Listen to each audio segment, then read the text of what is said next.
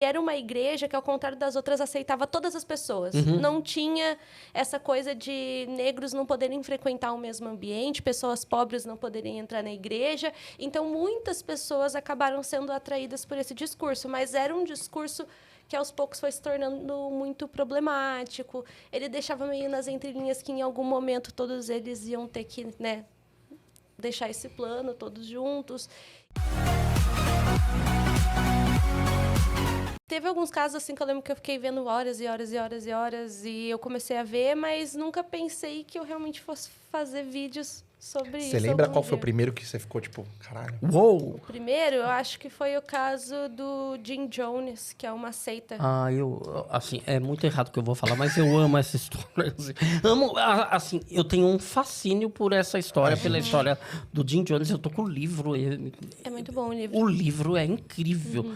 Fora que daqueles livros que dá até pena de ler para gastar as folhas, porque ele é tão bonito. Sabe? Ele fica... Não é? Que é da Dark Side, não é? Sim. E os livros da Dark Side... Todos são muito bonitos, cara, bonitos. são peças de arte, assim. Mas a história do Jim Jones também... Eu fiquei sabendo dessa história quando eu era molequinho. Num desses casos verdade da vida, que passava muito antigamente. Ela não tem ideia do Eu que você tá falando. Não tem ideia. Caso mas verdade, não é da minha época, quanto mais da Marisa. Antigamente, na década de 80, assim, eles tinham episódios especiais na televisão que contavam sobre... Era tipo um Globo Repórter falando especificamente sobre aquele tema. Era um Globo Repórter antes da Globo. Era mais ou menos isso. É um Globo Repórter na Tupi. É o Tupi Repórter. Isso. Não é?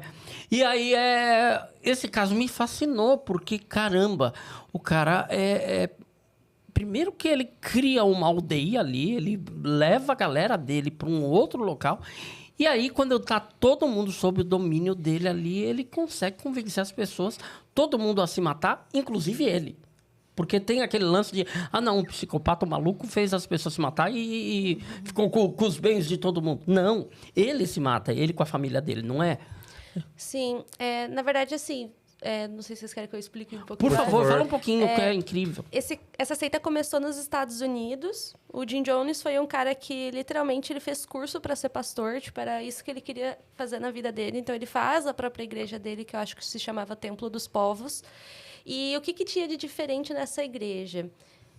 Ela se fundou na época da segregação racial.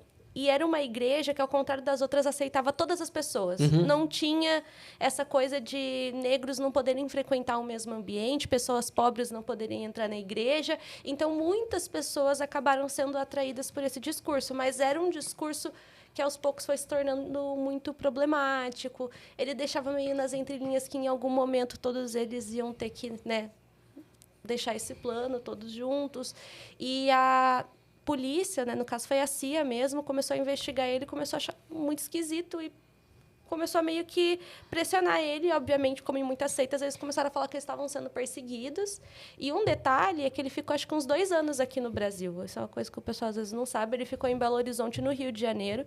Tem gente que acredita que talvez a intenção dele fosse fazer essa seita aqui, mas aqui, querendo ou não, é muito mais burocrático para você simplesmente pegar uma comunidade, uma terra gigantesca e fazer uma comunidade independente, né? Já vimos Canudos, por aí, várias outras tentativas dessa na história. Então, ele conseguiu um terreno enorme na Guiana, que, pelo que eu sei, até hoje não se sabe se foi o próprio governo que cedeu esse terreno, não se sabe. E as pessoas acabaram indo morar lá. Era uma coisa, assim, de quase 1.000 pessoas morando.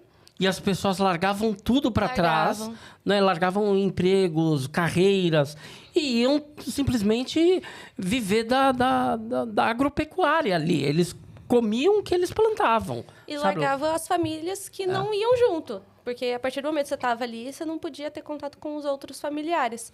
Só que tanto o próprio filho do Jim Jones, ele tinha vários filhos, mas foi um específico, quanto outras pessoas começaram a se incomodar com o que estava acontecendo ali e conseguiram entrar em contato com um senador dos Estados Unidos. Aí, esse senador, junto com os jornalistas, foram para essa comunidade ali na Guiana. E foi aí que deu problema, né? Porque... Eles foram com o intuito de, tipo, ver o que estava acontecendo ali, porque haviam muitas denúncias. E o problema é motivar porque eles matam um senador, não é? Isso. É que, assim, tinha uma patrulha. Tinha um nome específico, mas eu não vou me lembrar agora, que eram as pessoas que o Jim Jones mais confiava, que eram as únicas pessoas que podiam ter arma lá. Então, quando o senador chega lá, eles fazem uma super encenação. E eu acho bizarro porque tem isso gravado, deles fazendo festa e tal. E ele mesmo se questiona, tá tudo bem aqui. Aí tem um momento que tá rolando essa festa, e isso foi gravado, isso que eu acho uma loucura. Passa uma pessoa e enfia um papel dentro do bolso do senador, falando que, eu quero ir embora, não é bem assim, isso daí tá armado. Aí o senador fala, quem quiser ir embora, vem comigo agora, entra dentro do avião, aí depois a gente volta. Aí nisso o Jim Jones manda matar. Eles, na verdade, atiram, matam o senador e mais algumas outras pessoas, jornalistas.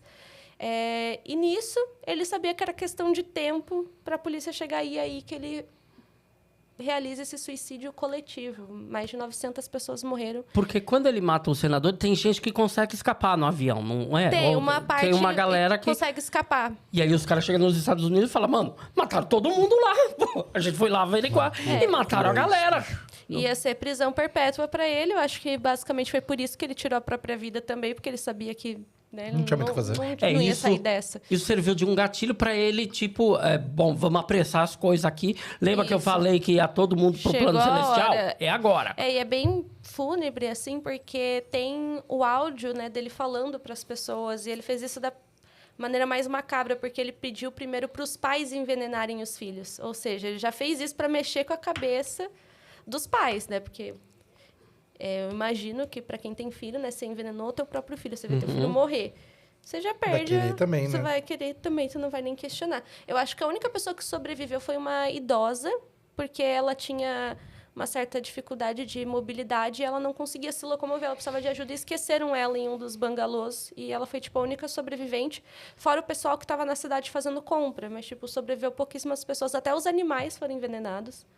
E dos animais sobreviveu um cachorrinho porque ele ficou assustado e se escondeu debaixo, assim, do assoalho, né? Só. E eu lembro que quando eu era adolescente, eu vi as fotos, assim, aéreas de quando o avião chegou, porque eles chegaram, acho que a princípio, para pensar em fazer um resgate, né? Mas depois eles tiveram que chegar com os caixões, assim. E é bizarro, porque você vê um monte de coisa colorida e você percebe que aquelas coisas coloridas são corpos. E é bizarro o quanto que uma religião consegue manipular as pessoas a esse ponto. Porque era uma manipulação terrível, né? Tanto que, pelo que eu vi, acho que está até no livro, que ele usava técnicas iguais a que, por exemplo, Hitler usava no discurso dele para fazer as pessoas se sentirem cativadas pelo que ele falava. Então, tipo... Ele tinha uma oratória que fascinava as pessoas. As pessoas enxergavam nele realmente um representante de Deus e se colocavam totalmente como dependentes daquele cara.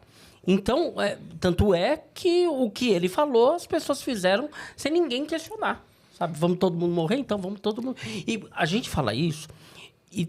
Sem falar o número, a gente fica... quantas pessoas? 200, 300? Você lembra quantas pessoas? Eu acho que é 980. Quase 1.000 pessoas, cara. Surreal isso. Quase 1.000 pessoas se mataram. E agora vai ter o filme também, não é? O filme... Eu não estava sabendo. Eu vi alguma coisa recentemente. Vai ter um filme contando a história do Jim Jones. E quem vai fazer Jim Jones, eu acho que melhor pessoa possível para fazer Jim Jones, Leonardo DiCaprio. Vai fazer o Jim Jones. Não é? Fisicamente, acho que não tem nada a ver. Sim, mas de atuação, acho exatamente. Que pode ser. Mas ele tem a força dramática para interpretar alguém assim. Todo bom papo precisa de uma bebidinha para acompanhar. Faltava isso no Elementar, agora não falta mais, Marcão. Não falta, graças a Magu Bebidas, que agora é nossa parceira. Foi a primeira empresa a criar um Moscou Mule que já vem pronto para beber. Vem até com a espuminha e a caneca. Licores maravilhosos, incluindo o doce de leite que tá aqui na mesa. Aqui, meu Deus, sabores incríveis. E a cachaçinha no barril de carvalho, que é para quem gosta aqui. Sensacional, DVD. Faltava bebida no Elementar, não falta mais. E também não pode faltar na tua casa. Então entre em contato agora com Magu Bebidas. @Magu Bebidas no Instagram. Atendimento 24 horas por dia, entrega em todo o Brasil, receita de família, cuidadinho ali de artesanal, mas qualidade industrial.